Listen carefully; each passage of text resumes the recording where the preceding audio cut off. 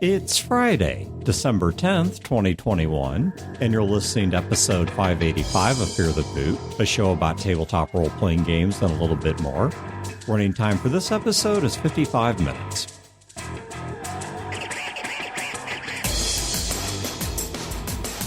Welcome to Fear the Boot. My name is Dan. This is Wayne. My name's Chad.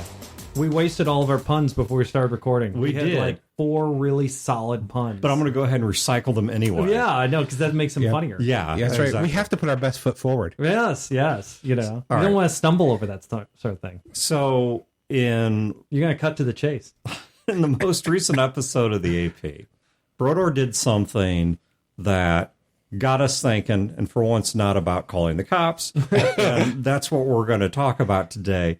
So, when the game started, because we're playing Blades in the Dark, all right, for anyone who's not following the AP, I'll keep this nice and generic. So, we're playing Blades in the Dark, and Chad had been GMing, and the GM torch just got passed to Brodeur, and he's now going to run a storyline, and then it'll pass on from there. I think it's to Eric and then to me, or Yeah. I don't know the order, but there's a Wayne, are you in that list? No. Okay. but there's a That's lineup too bad. of people that will be taking their turns with this game. So, in the opening scene of the game, rather than starting it with the characters, rather than saying, okay, you guys are in a tavern drinking ale and there's a shady person in the corner and, you know, blah, blah, blah, generic crappy setup, he started with a cutscene, which is hilarious to us, but unintended pun, because one of the things that happened in that scene was somebody literally did get a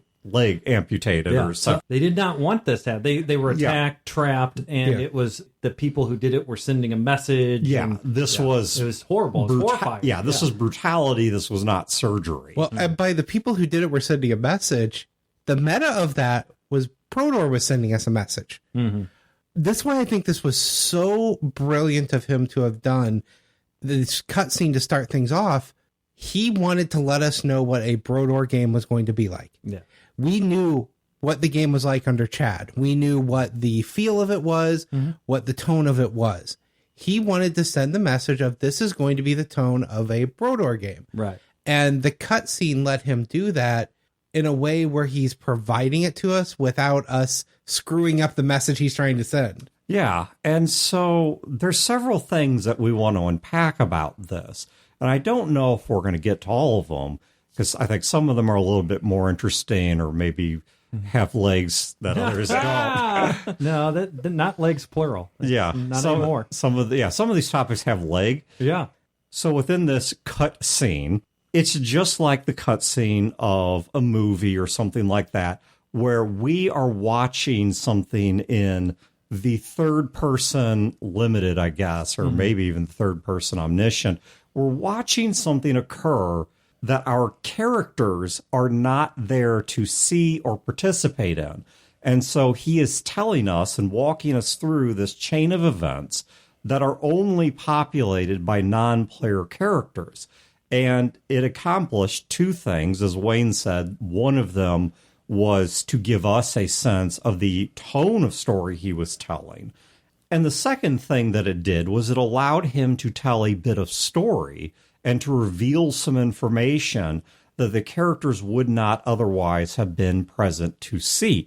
Now, we would have seen the aftermath, but there is something very visceral, I guess, about seeing not just the results of something, but the process of it occurring. And not being able to do anything. Yes, you about are it. a helpless passenger. Yeah. You are a helpless passenger to this. You know, it's seeing the dead body versus watching the murder occur. Neither is pleasant, but there is a different level of trauma and investment, or whatever you want to call it, or shock value. I don't know what I want to describe it as exactly. Those are probably too strong a terms, but there's a different sort of emotive reaction to seeing the process, to seeing how the sausage gets made. I want to start by talking about my hesitation with cutscenes, and then we can come back to sort of dissecting the successes that were in this cutscene. My biggest hesitation with cutscenes in games, because Brodeur's not the first person I've had do them. A guy that we used to game with all the time, Paul, he loved to game master that way. It was his view that he understood role-playing games through the medium of movies. To him, they were like movies. Yeah. And that was the metaphor of how he told the story. So just as the audience in the movie gets to see what's occurring in a conference room on the Death Star that Luke is not there to see, we too would get at the start of the game an opening scene. Sometimes midway through the game, we'd get a cut over to the bad guy's lair and see what's going on there. Sometimes there'd be an epilogue that would be told as opposed to played. And he was good at it. You know, that is the one way I've tried this, is I have done the epilogue. It came from the same place that you're saying he described.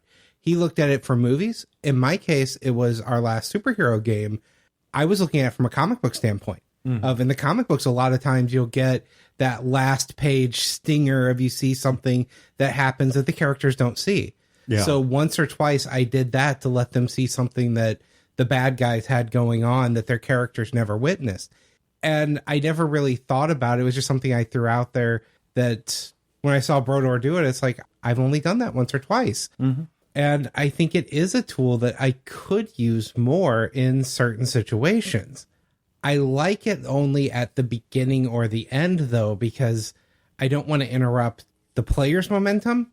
I want to either have it as an aftermath of what the players have done or before. But I also remember all of those video games that start with a really long beginning scene, and I'm just sitting there rolling my eyes thinking, I want to get to the point where I can save the game, move that save file over so I never have to watch this cutscene again. Final Fantasy VII, I'm looking at you. Probably my worst one for that was Mass Effect. It didn't per se have a super long intro, but it was long enough that, especially once you got past character creation, you know, I was new to the universe. I didn't have any idea how things worked or how things would play out. I played through the first 30 minutes of Mass Effect 1. I couldn't tell you how many times. Oh, yeah. My other big one, Half-Life. Riding the train down into the mesa. Yeah. Where you are moving, but you can't actually do anything. At the time, that was an amazing cutscene because you could move. Yeah. And nowadays, it's horrible. Yeah. After you've done it once, when I play back through, I don't want to ever do that again. So, yeah, I keep that in mind for cutscenes. I think that if you do it too long, you're keeping the players from interacting and doing things. Yeah, exactly. It takes away player agency and reduces their overall participation. And that's my real problem with cutscenes. I don't think I do cutscenes. No, you do cutscenes, but when you do, you give NPCs to the players and have them play a part in the cutscene. Yeah, because my goal as a game master in general is interactivity with the players. They're either interacting with me or they're interacting with each other, hopefully both. And to me, game mastering success is you're running a game and you sit back as the game master and you shut up and you don't do anything. And you just sit there in silence and the game is continuing at pace and everyone is having fun and they're really excited and it's all this interaction, this in-character interaction where they're chewing over a problem or doing some in-character stuff, doing all this. And I just step back and I watch it. I'm like, yep, nailed it. To me, a cutscene is the antithesis of that. It is telling all of my players to stop and that they need to pay attention to me and what I'm saying.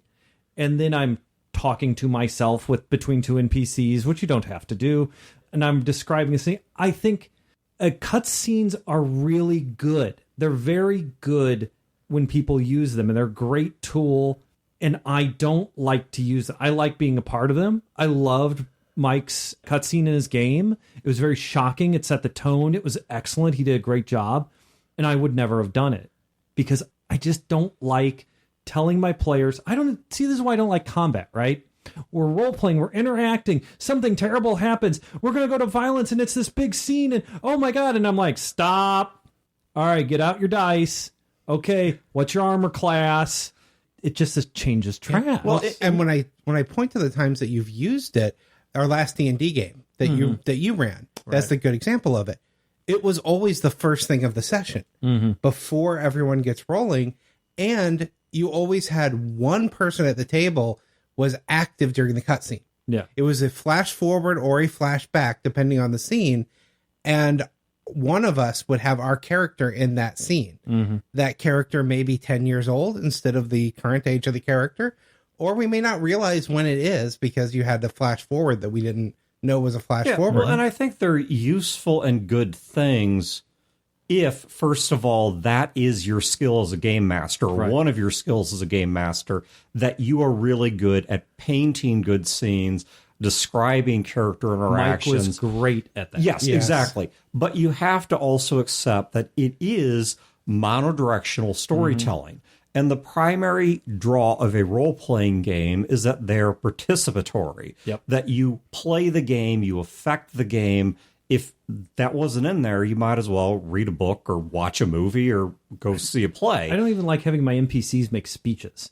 They can interrupt. The players can interrupt, but they usually don't, so I hate doing them. And I got more to say on NPCs here in a moment, but I do want to say, well, I think they're a good thing. It has to be something that's within your skill box to do. And I would also generally recommend keep them short. Brevity is the soul of wit. Yes, they serve a purpose. When I walk into a restaurant, waiting to be seated is not what I came to the restaurant to do.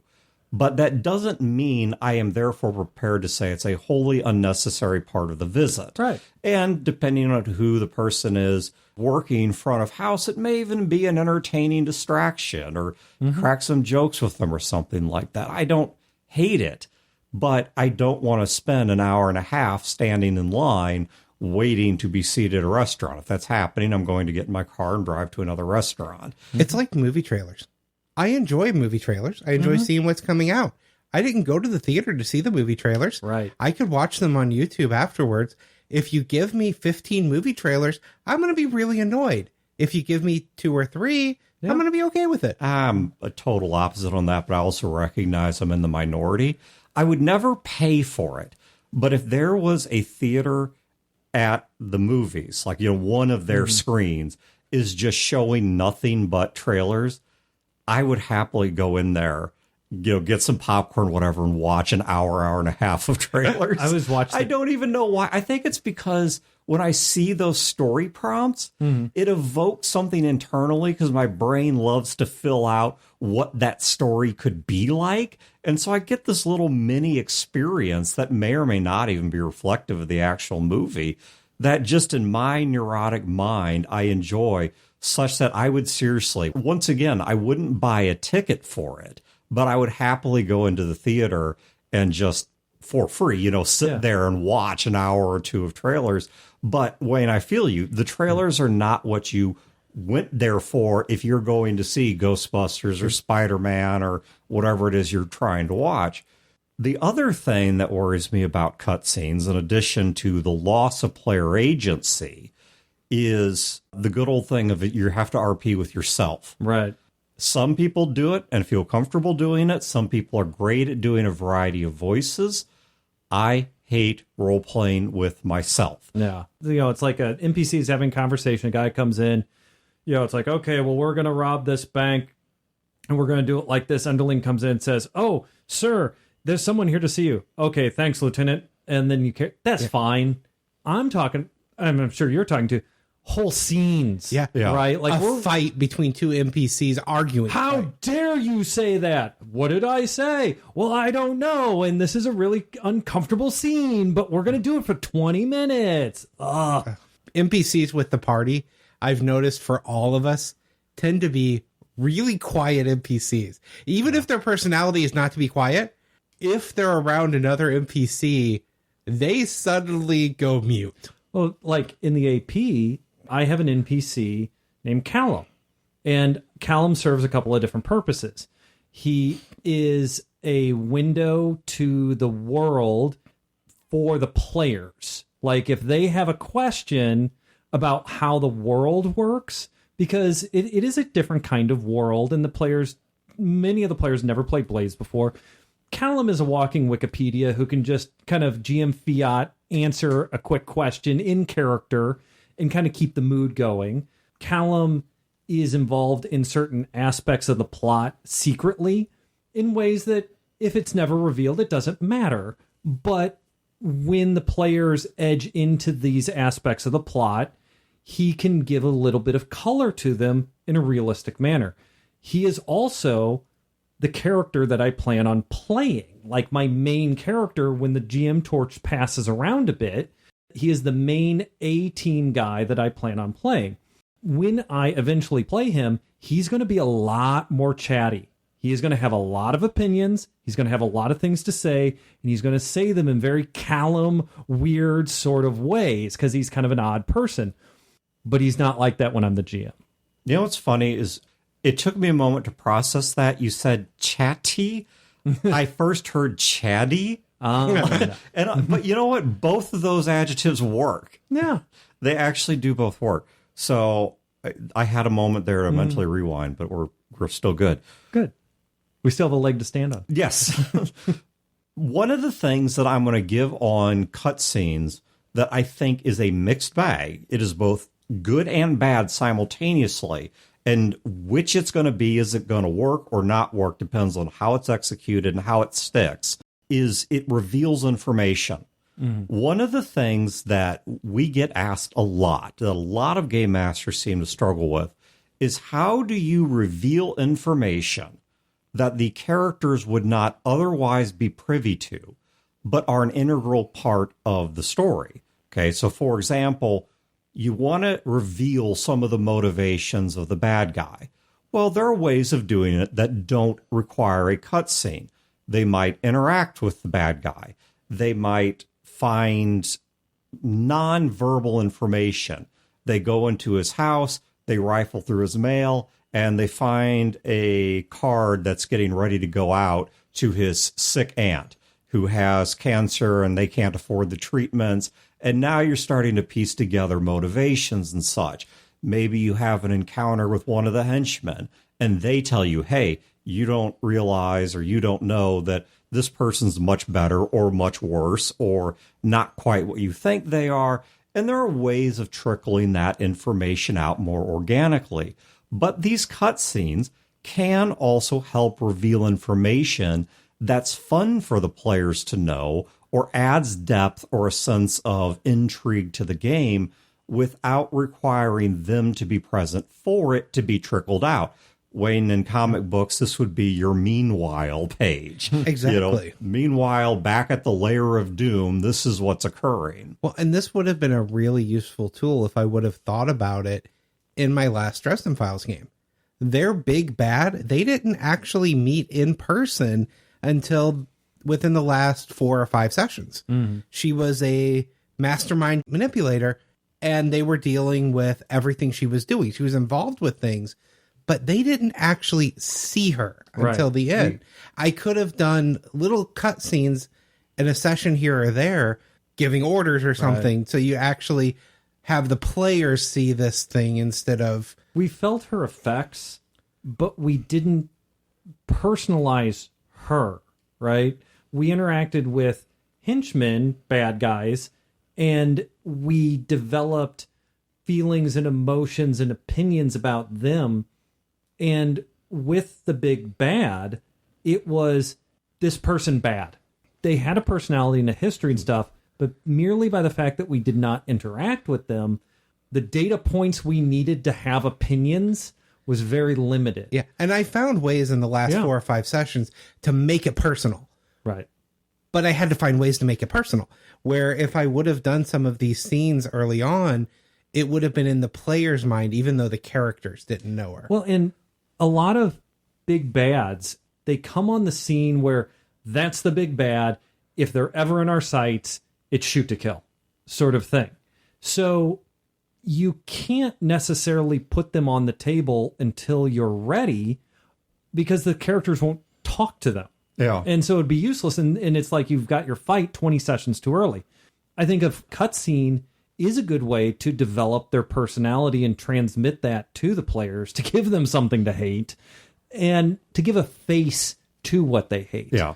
Because, it's a risk. Anytime you put any person or NPC on the table in front of the players, something could happen and they decide to go into combat. Yeah. And then that chess piece is no longer there for you to work with. And cutscenes, if you pull them off, can be a great way to communicate information, to give a sense of feel or setting or depth in a way that the players would not otherwise directly encounter, assuming, once again, that this is within your wheelhouse to do, that this sort of thing you can do. Well, and know your players, too. I have played with people who are of the opinion of, if their character doesn't know it, they don't want to know it. Yeah. It's not even a spoiler thing. It's just a matter of, I want my reactions to be genuine. And yeah, let's use an extreme example. Let's say it's a murder mystery. You start off the game with a cutscene of the murder going down. All right, no one's gonna. I struggle running mysteries. Sure. Plot mysteries, yes, but a true like whodunit sort of mystery is not one of my strengths as a game master.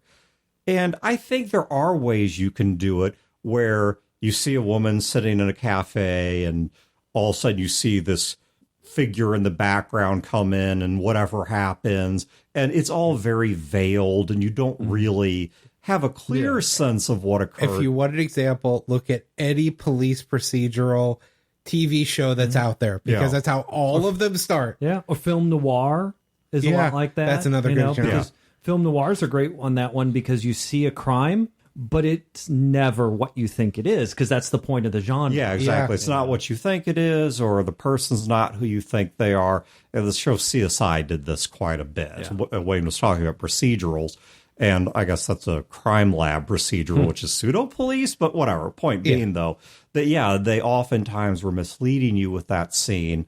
But if you are too open, if you are too honest, then you are taking away the ability of the players to discover information on their own.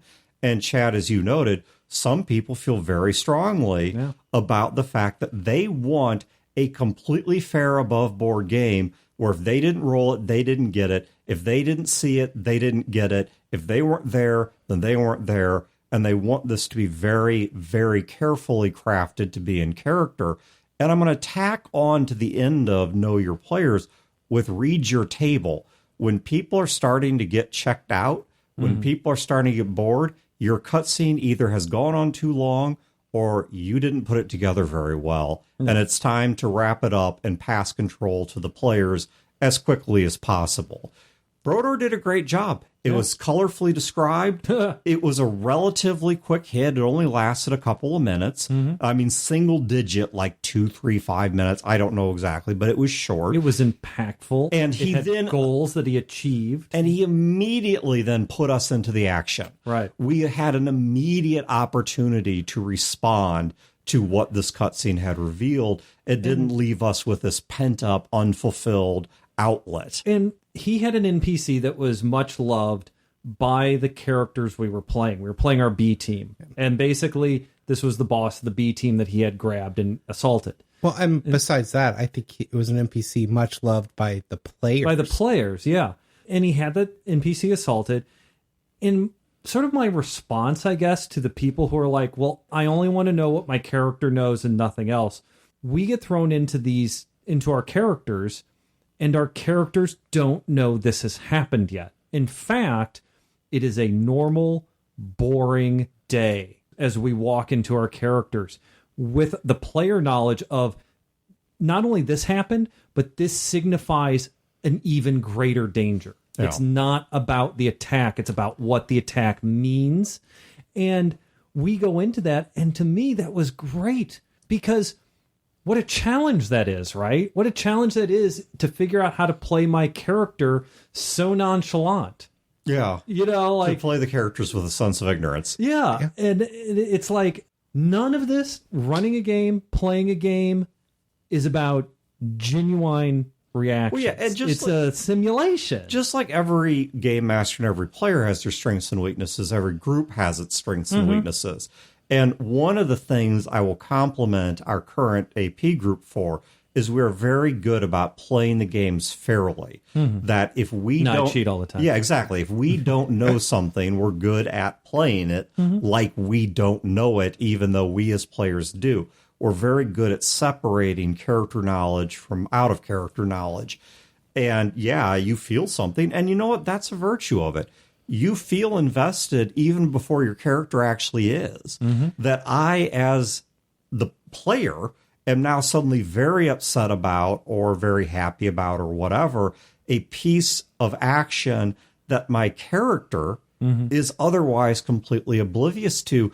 But even if I don't cheat, even if I don't play my character as if he or she knows something they shouldn't or whatever, there is still that eagerness now to get involved. I want my character to find the first clue. I want to work my way up to the point where I get to understand what the player already knows and am able to respond to it. The game is to get to the plot that was presented. The game is not to avoid the plot, and the game is not to stumble around in the dark.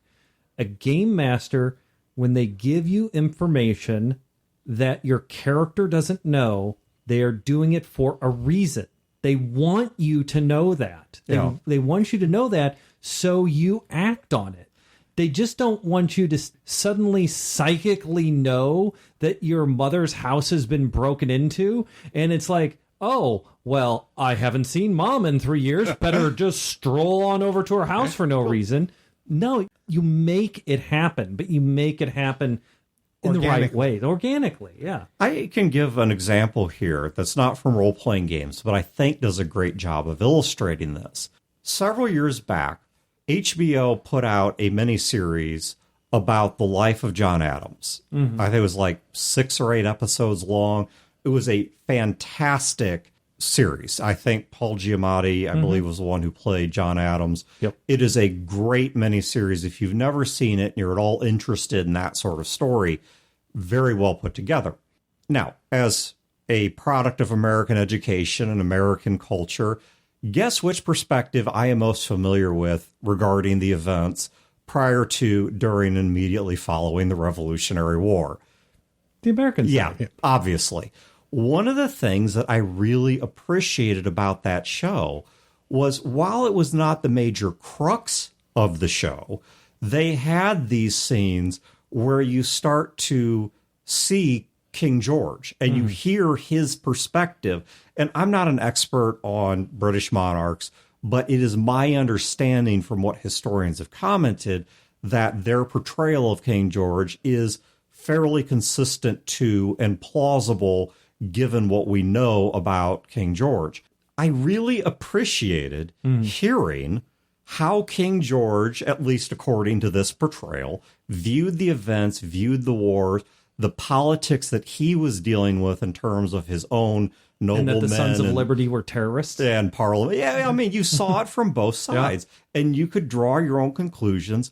But I was given information, perspective, and yes, even sympathy for a side of the story that, as it is taught to us, we normally do not get nearly enough information on. The Boston Massacre is way more complex than you think it is. Yeah. It was not one-sided. Well, and they deal with that because John Adams, he was the attorney that had to try and defend the... And his cousin was a terrorist who instigated the death of a lot of Americans in that. Yeah, and it was a crazy set of events, but I just want to give that as an example of why cutscenes can, if done right, provide critical information. And we talked about how this was Brodeur setting the stage of this is what his game was going to be like. I think it worked better being a darker game, but you could go the other way. Let's say, Chad, you were the one running the really dark game and you were maiming NPCs left and right. Brodeur could have started off with a clown walking in with squeaky shoes, and that would have told us, okay, he wants a lighter game. Well, think of it this way, too. So in my game, the Blades game that I was GMing, there were 2 games. There's an A team and a B team. And there are very, very different tones between the A team and the B team.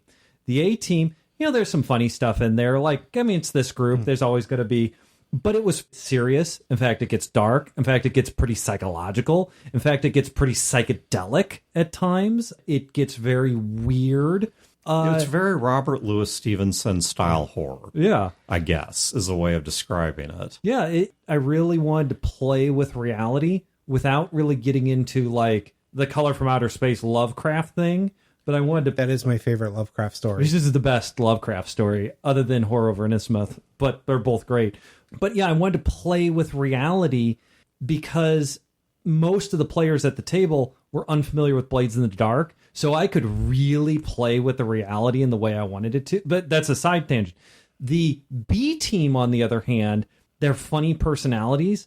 I don't know if I'd go so far as to say it's a comedy game with the B team. We're going to go punch some Nazis. Right, yeah. I mean, it's very gonzo. Yeah, it is very gonzo. They're knuckle draggers, they're door kickers. They are really not nice people. They're very broken, and they're very, like, strange. They're not the top shelf criminals. Where the main team is more planning and big picture, they're definitely more... We need to do something. Let's just go hit someone. Right. Not doing anything is the dumb idea. It's like, is it really not that dumb idea? No, okay, we'll go with it. We'll just do something. No, I mean, we started a candy war, but the B team has a lighter feel to it. And the B team game that I ran had no real reality bending stuff. It had no psychological drama. It had no psychic drama. So it has a very different sort of tone to it. In Brodeur's game, we are playing the B team. The A team's on a train coming into town. They're going to be way out. So we're starting with the B team. And one of the questions I asked him, not knowing he was going to do any of this, well, I did kind of know a little bit of what he had planned, but I didn't know how far he would go with it. I asked him, okay, we're playing the B team. Dude, it's your first time with this group. B team's a little comedy. Is this going to be like kind of a comedy game? Do you want us to play it more serious? And he very straight-faced, great poker face, was like, no, just play it how you want, man. However it turns out is how it's going to turn out. No big deal. You do what you want to do, sort of thing. And then, boom, this cutscene, like bear traps and kids sawing people's legs off, blood on the cobblestone, jaws hitting the floor. And we're like, holy that's... I don't want to say it's awesome. It's horrible, but I'm in. Yeah, and we all approached it differently. Yeah. We started off very jovial slapstick like these characters normally are until they found out what happened. Right. And then suddenly these characters got vicious. Yeah. Not laser focused. Right. Because that's not what they are. They don't have in fact, the person who got their leg taken off and got put in the hospital and out of action was their planner. And we played it like these guys are angry, they're tough, they're dangerous, and let's admit it, they're kind of dumb. Yeah. Yeah. And their head just got cut off. So they're just going to start swinging. To this day, I don't even know if we did anything substantive. I mean, we did a lot. We caused a lot of damage. But I don't know if we did what we thought we were doing, which is great. Yeah, we did not do what Brodeur thought we would do, though. That's for sure. Yeah. It's like, okay, well, we're going to send this message and we're going to do this thing. And no, I mean, we just hurt people. Yeah. I mean, really, we just hurt people, which is great. I think one of the potential pitfalls of these cutscenes is you are committing to information. That's not necessarily a wholly bad thing, but I think it can be a little bit limiting. And here's how. One of the things that we have espoused on the show, as long as we've been doing it, is you as a game master are not committed to anything you have not revealed at the table. If you have a whole plot in Town A and the players instead insist on going to Town B, no problem. The things that were going to occur in Town A can now occur in Town B. You can make the game very modular, very portable, very discrete. I don't mean quiet. I mean discrete as in discrete individual pieces that you can take apart and recombine in any way you like. Or if they come up with a plan you hadn't thought of, you don't have to let them see you sweat. You can pretend you always expected that. Or if they're not responding to something, they don't care about something, you can change up the focus of things. But if you do one of these cutscenes, which let's stress once again, the players are not involved in. This is purely consumptive information, pure consumption. You have now committed to this being true.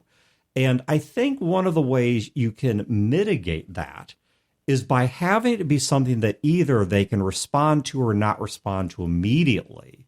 So you know instantly whether you've got to retread that or not. And secondly, as mentioned before, you can choose to veil the scene a bit, to make some of the events ambiguous, to make some of the events kind of occurring in shadows and unfocused lenses, so you can mitigate this.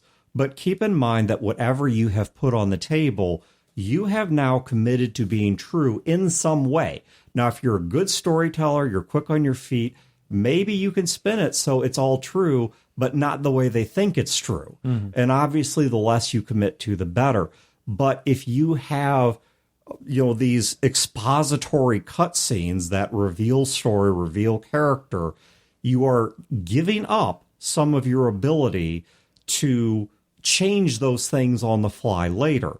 Now, I don't think that right there is a reason not to do it, but I think it should be a consideration of, are you truly prepared to commit to what you're about to say? Because, these are things that, once again, you are telling to the players. This is out of character information. It's not the same as the players being lied to. You are lying at the level of narration. And I think that is a huge no-no for GMs. To have deceptive or misleading events in the game is one thing, but for you as a game master to just intentionally at the narrative level lie about the world or try to mulligan everything, I mean, yeah, don't be super anal about it. It is a game. We're here for fun, but I'm not a big fan of making that a regular go-to. Well, I think there's a big difference between presenting some information and it isn't what they think it is, or perception. That's what I play with a lot. When I do, in the D&D game, when I did the flash forwards and the flashbacks and stuff, it was all about perception. I did scenes that took place in the future that will happen. They have to happen because of what you just said. The game master presented something, put it on the table as an event that the players were taking part in that it has not yet occurred. And I need the players to have free will, perfect agency, and do what was just presented. And one of the tools that I used to do that was perception. I did not lie about what happened, but I limited their understanding of something. You see something far off in the distance, and it's a little dot, and since it's just a little dot or a line in the distance, you think, oh, well, that's just a person. But as it comes towards you, you realize it's a horse. Yeah. Because it was straight on and was far away, and you weren't looking at it from the side. So your perception was different. I think you can really play with that. And then also the film noir thing of, you are just not given the whole puzzle. Like, there's this whole tapestry of stuff that is going on and happening, and you are just zoomed in on one piece. And then when it zooms out, it changes. Well, in that blank, dark area outside the zoom in, nothing has been established. And a moderating, so it changes. Yeah, and a moderating truth to that is you can also fall off the opposite side of the road here by making everything so vague or so misleading. What was the point? What was the point? Yeah, that the players do not walk away with anything that either A, they understood at all, or B, maybe they understood it, but they're so used to being lied to, they ignore it. Let me ask you two guys a question. This is actually not necessarily an RPG Game Master session. This is a writer question, right? Like, as writers, as story creators, what is your take on this? There is a view in storytelling, creating, writing, movie making, whatever. If there is no point to it, do not put it in your story. That sort of take, like a scene of dialogue between two characters that does not advance the plot. It doesn't expound on the characters. It doesn't reveal new information. It may be like clever turns of phrase in a scene that you enjoy, and it may not be a bad scene, but it does not do anything. There is a view amongst writers and creators that if it does not do something in your story, cut it. There's another view of your story is a whole living, breathing thing, right? And two people talking, if the scene is good and entertaining, even though it doesn't advance the story or the characters or reveal anything or do anything, the scene in and of itself is there for its own existence, and that's fine. So a cutscene like that, so rolling back to a role-playing game, a cutscene, though, which A or B, you know, it's like if it doesn't advance something, cut it, or the scene is there for its own ends. So for me, it depends on the type of story being told. There is something to be said for conversations that don't really give you anything about the characters or move scenes along from the standpoint of making the story feel more real. Because not every conversation you have forwards your life or says something about I mean, look at our entire back catalog of Fear the Boot. I mean, it's just a wasteland. Yeah. So there is something to be said for those slice of life moments in certain types of stories that just make the world feel more real. If you have limited time or you're telling a really focused story, then yeah, you kind of need to cut that out. Yeah. Even if it's stuff you really like, maybe release that as a separate short story. But overall, I don't have a problem with a lot of that because I like the slice of life, making it feel more real. I'm going to give two examples here per your parameters of this, neither from role-playing games, that I think show kind of different approaches to this. The first is going to be Princess Bride. What is the significance of the fact that a grandfather is reading a bedtime story to his kid? Right. That whole thing, that can be cut. Yeah. I mean, you could cut all of that content and still have a perfectly cogent story. I think what it adds is it does give you a sense of understanding the story in its own terms, that this is whimsy, this is a fairy tale, that this may be getting embellished or altered by the grandfather. Well, that it's and it does set up a great gag at the end where the kid is like, oh, well, you know, okay, fine, it just works. And the kid's like, wait, no. And he's like, well, I thought you didn't care. Yeah. And so it creates a context of whimsy that helps you interpret the movie, even though in the most reductive, utilitarian sense, it does not need to be there. Yeah. I do not think the movie would be the hit it is if it wasn't. Yeah, right. I completely agree. Another example, that's the antithesis of that sort of minimalist, was it called the Ohio School of Writing or the Idaho School of Writing or whatever it is, where it's that sharp minimalism where every story is a knife edge of the least amount of effort to. Yeah. I think another thing I would say, though, is you don't always know what people care about or why. Right. We're seeing this as we're working on the Skies of Glass beta rules. The things people are latching onto doesn't always line up with what we've been working on. And so that kind of edges what we are working on. But an example I'll give of this is Lord of the Rings. As you go through Lord of the Rings, there are some people that are really invested in the story, that are really invested in the legends, that are really invested in just immersing themselves in that world. These are the types of people that read and enjoy the Silmarillion, and there's nothing wrong with that.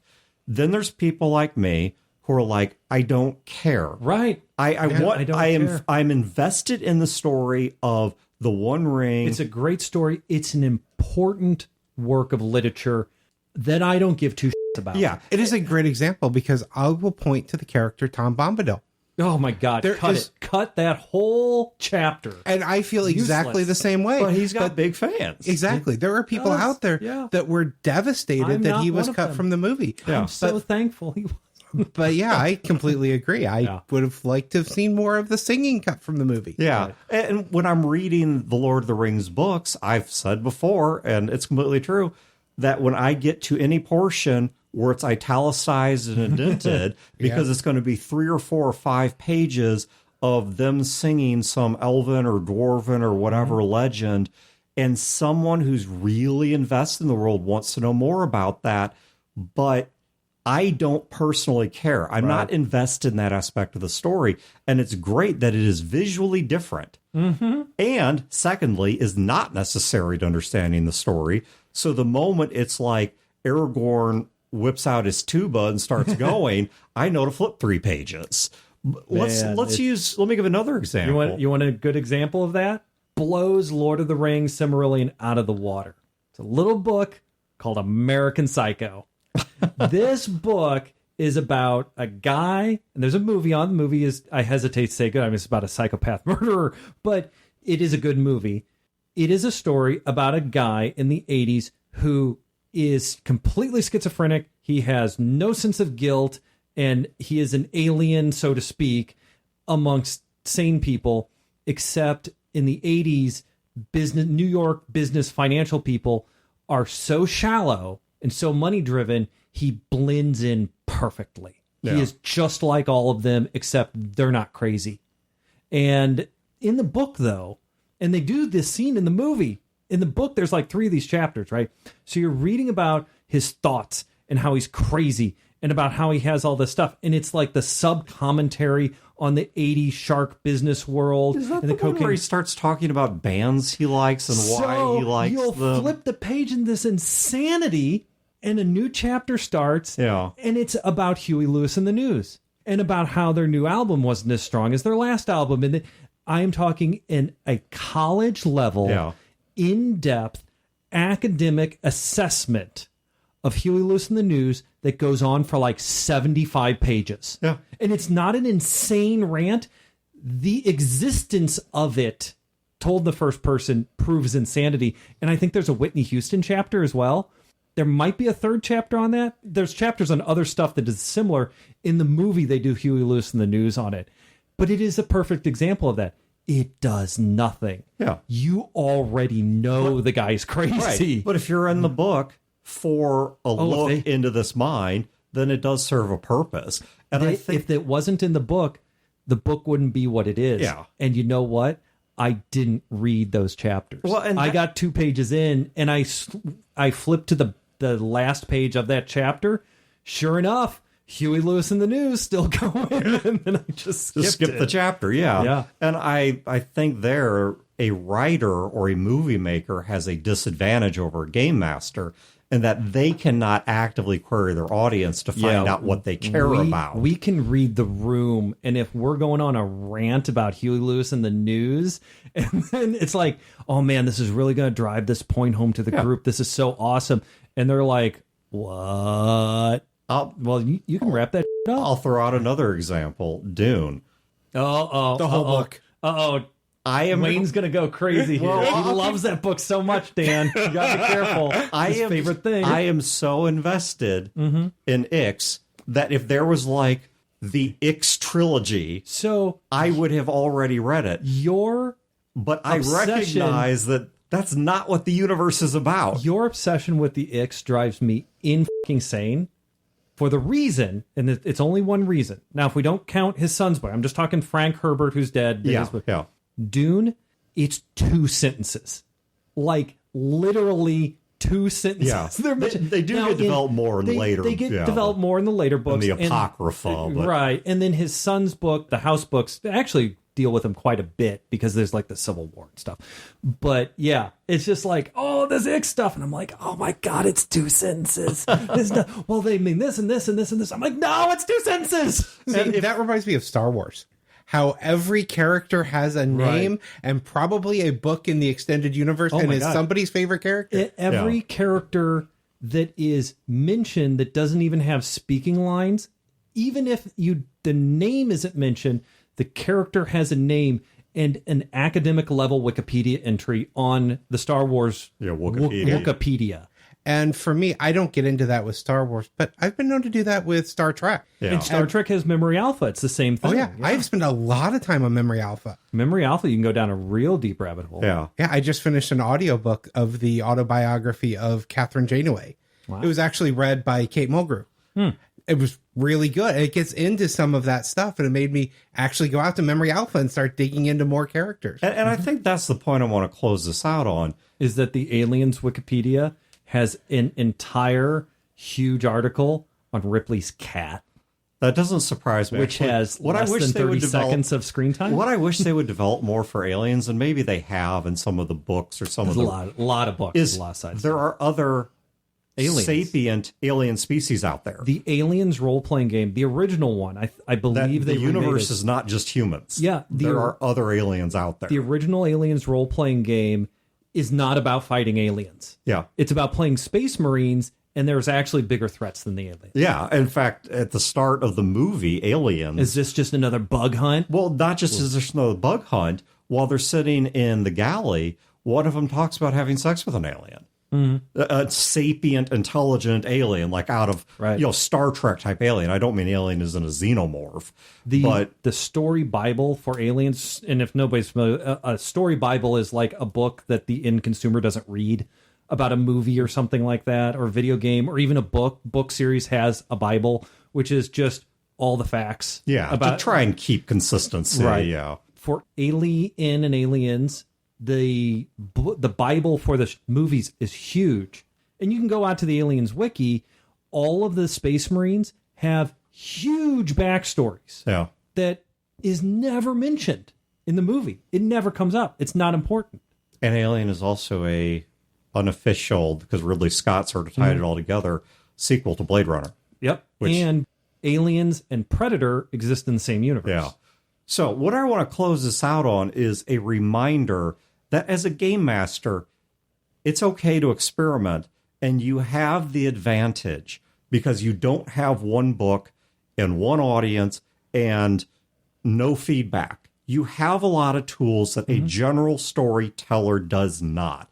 You are getting real-time feedback from a very small group of people, and if you fail, you have plenty of room to back it off and recover, or just make a mental note, do it better, do it different, don't do it again, based on how it worked for you. So don't hesitate to experiment. But I recommend, if this is not a skill of yours or you don't know, and God bless the people that are brave enough to experiment, but go ahead and try it. Right. But do it in small bits. Fail fast. Exactly. Do a short little scene that doesn't matter too much. See how it works. See what worked, what didn't work. And then you can make a decision on whether this is going to modify your GMing style, or if this was a restaurant you're never going to go to again. There's a very simple flow chart for it, too. Brevity is the soul of wit. Keep it short. If you can't or won't keep it short, pull in a player, either their character or have them play an NPC. If it goes longer than that, pull in multiple players. If it goes longer than that, it's not a cutscene anymore.